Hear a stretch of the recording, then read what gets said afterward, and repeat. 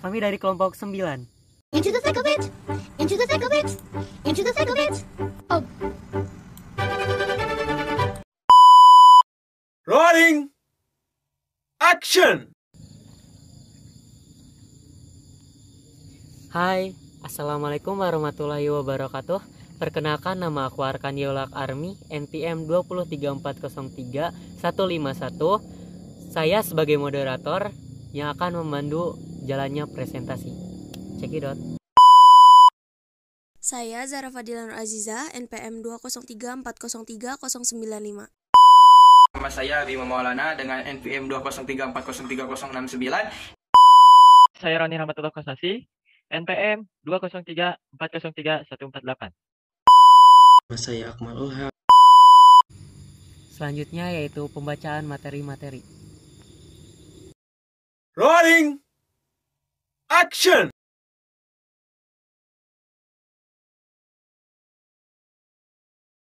Saya akan menjelaskan tentang pengertian geopolitik menurut para ahli.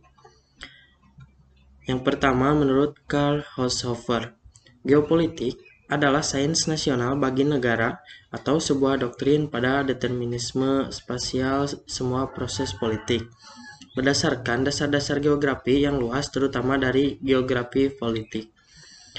Yang kedua, menurut Rudolf Jelen, geopolitik adalah seni dan praktek dalam menggunakan kekuasaan politik atas suatu wilayah tertentu. Yang ketiga, menurut Saul Bernard Cohen, geopolitik adalah analisis interaksi antara di satu sisi pengaturan dan perspektif geografis dan sisi lain proses-proses politik.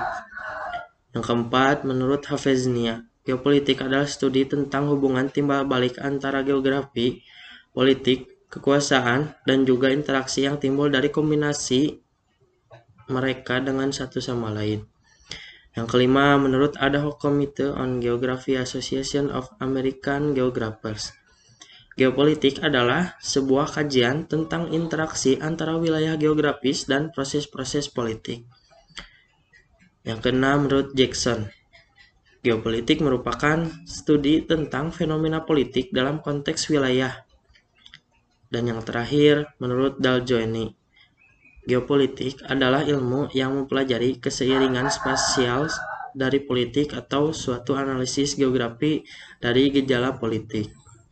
Terima kasih.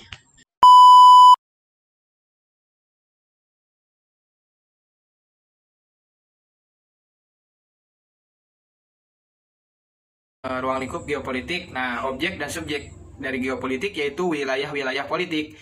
Wilayah-wilayah yang terorganisir dan terintegrasi disebut dengan negara.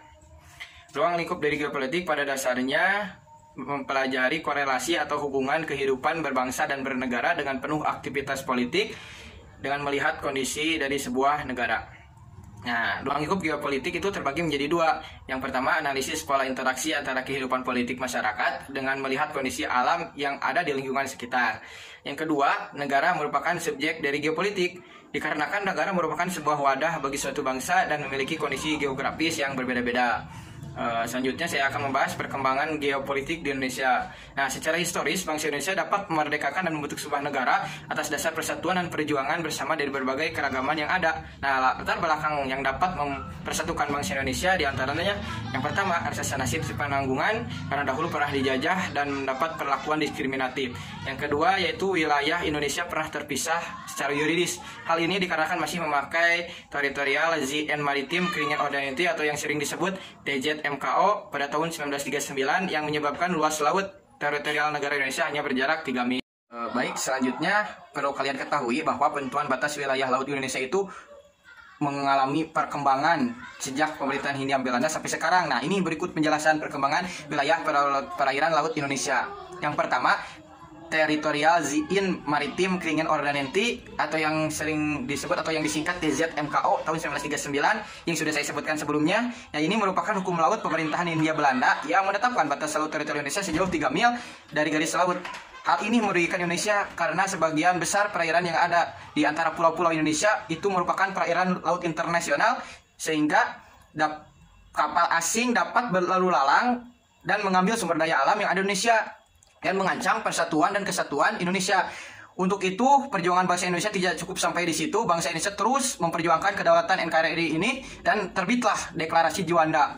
Nah, ini merupakan sebuah deklarasi mengenai batas wilayah perairan laut Indonesia yang dicetuskan oleh Insinyur Juanda Kartawijaya pada tanggal 13 Desember 1957.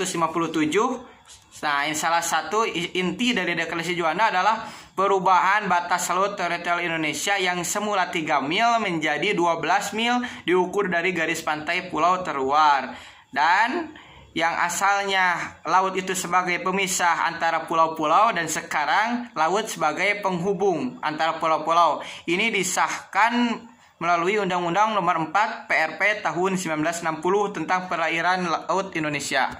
Sampai di situ, perjuangan bangsa Indonesia, konsep deklarasi Juanda ini gencar diumumkan dan dibawa ke ranah forum internasional sehingga dunia internasional menyetujui konsep tersebut. Nah, maka daripada itu lahirlah Undang-Undang UNCLOS tahun 1982 yang merupakan konvensi PBB tentang hukum laut yang mengesahkan batas wilayah perairan laut Indonesia secara internasional pada konvensi PBB yang ketiga yang dilaksanakan pada tanggal 10 Desember 1982 di Montego Bay, Jamaika. Nah, batas wilayah perairan laut Indonesia yang disahkan meliputi batas laut teritorial yang diukur sejauh 12 mil dari garis pantai pulau terluar. Ditambah dengan zona ekonomi eksklusif yang diukur sejauh 200 mil dari garis pantai pulau terluar dan batas landas kontingen yang diukur sejauh 200 mil dari garis dasar secara vertikal maupun horizontal. Nah, dengan ini Indonesia semakin utuh, semakin berdaulat. Dan Indonesia dari hasil konvensi tersebut dikukuhkan dalam Undang-Undang Nomor 17 Tahun 1985 tentang pengesahan UNCLOS. Nah, undang-undang ini mempertegas kedudukan Indonesia bahwa Indonesia itu negara kepulauan. Sekian dari saya.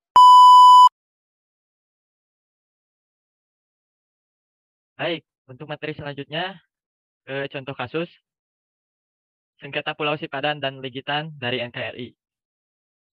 Sudah kita ketahui bersama-sama bahwa kedua buah negara, yaitu Indonesia dan Malaysia, sudah sering kali mengalami ketegangan dalam beberapa masalah konflik, antara lain konflik kebudayaan, sosial, dan batas wilayah teritorial.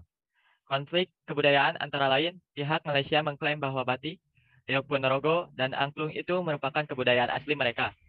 Dalam konteks sosial tenaga kerja, yaitu para TKI yang bekerja di Malaysia mengalami penyiksaan yang dilakukan oleh para majikannya, yaitu pihak warga Malaysia yang secara tega menyiksa tenaga kerja Indonesia sampai luka-luka dan ada juga yang sampai meninggal. Sungguh ironis jika mendengar kabar itu. Dan satu lagi konflik tentang batas teritorial. Di sini pihak Malaysia mengklaim beberapa pulau yang berada di daerah Indonesia adalah kepunyaan atau milik negara Malaysia.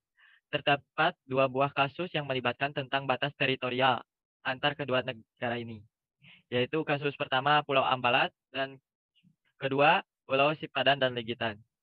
Kedua pulau ini diklaim oleh pihak Malaysia bahwa pulau ini termasuk ke wilayah negara Malaysia, padahal yang sesungguhnya kedua pulau ini merupakan bagian pulau-pulau kecil yang termasuk ke wilayah Indonesia. Hal yang ingin dibahas lebih lanjut yaitu konflik antar batas wilayah Indonesia dan Malaysia yang melibatkan Pulau Sipadan dan Legitan. Sengketa Sipadan dan Legitan adalah persengketaan antara pihak Indonesia dan Malaysia atas pemilikan terhadap kedua pulau yang berada di Selat Makassar, yaitu Pulau Sipadan luas 50.000 meter persegi dan Legitan luas 18.000 meter persegi. Kronologi persengketaan antara Indonesia dengan Malaysia mencuat pada tahun 1967 ketika dalam pertemuan teknis hukum laut antara kedua negara, masing-masing negara ternyata memasukkan Pulau Sipadan dan Legitan ke dalam batas wilayahnya. Kedua negara lalu sepakat agar Sipadan dan Legitan dinyatakan dalam keadaan status quo. Akan tetapi ternyata pengertian ini berbeda. Pihak Malaysia membangun resort para wisata yang dikelola pihak swasta Malaysia karena Malaysia memahami status quo sebagai berada di bawah Malaysia sampai persengketaan selesai. Sedangkan pihak Indonesia mengartikan bahwa dalam status ini berarti status kedua pulau masih tidak boleh ditempati atau diduduki sampai persoalan atas kepemilikan dua pulau ini selesai. Pada tahun 1969, pihak Malaysia secara sepihak memasukkan kedua pulau tersebut ke dalam peta nasionalnya, yang akhirnya pihak Indonesia membawa permasalahan ini ke jalur hukum Mahkamah Internasional.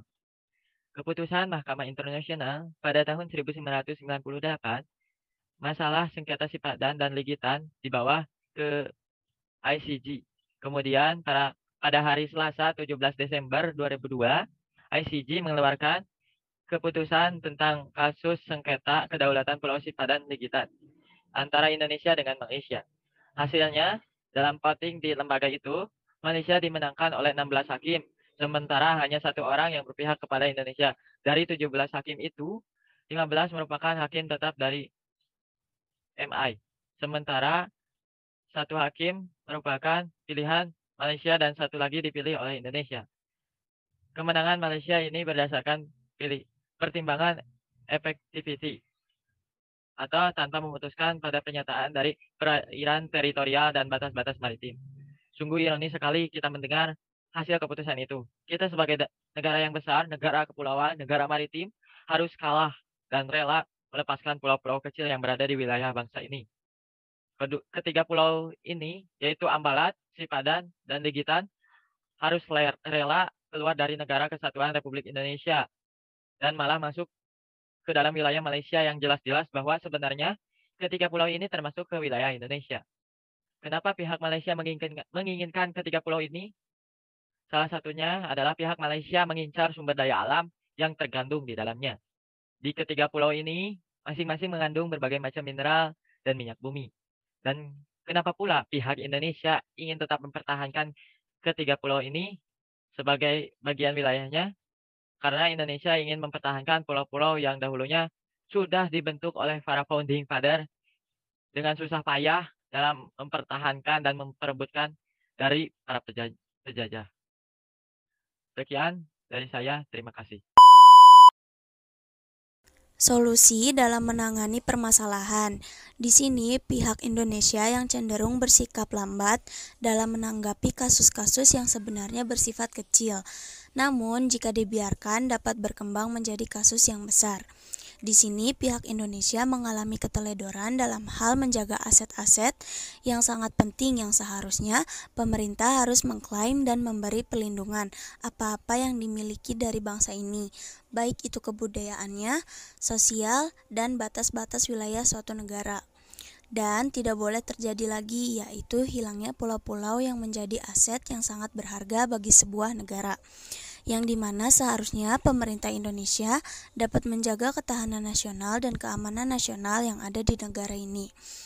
Ketahanan nasional di sini yang dimaksud adalah menjaga dari berbagai bentuk ancaman, tantangan, hambatan, dan gangguan, baik dari dalam negeri maupun dari luar negeri, yang semakin kompleks dengan intensitas yang semakin meningkat. Karena sesungguhnya suatu bangsa dalam hal mempertahankan kelangsungan wilayahnya tidak terlepas dari hukum alam, yaitu semakin tinggi budaya suatu bangsa, semakin besar pula kebutuhan sumber daya alamnya. Kesimpulan kasus. Dari contoh kasus yang berkaitan dengan geopolitik dan geostrategi ini, kekayaan alam dan sumber daya yang terkandung di dalamnya yang dimiliki sebuah negara hendaknya dinikmati dan dimanfaatkan oleh rakyatnya. Sudah menjadi tugas kita untuk merawat dan melindungi ketahanan nasional bangsa.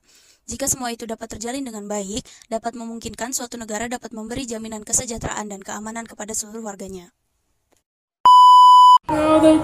Baik, itu dia presentasi dari kelompok 9. Mohon maaf apabila ada kesalahan dan kekurangan. Kami kelompok 9 pamit undur diri.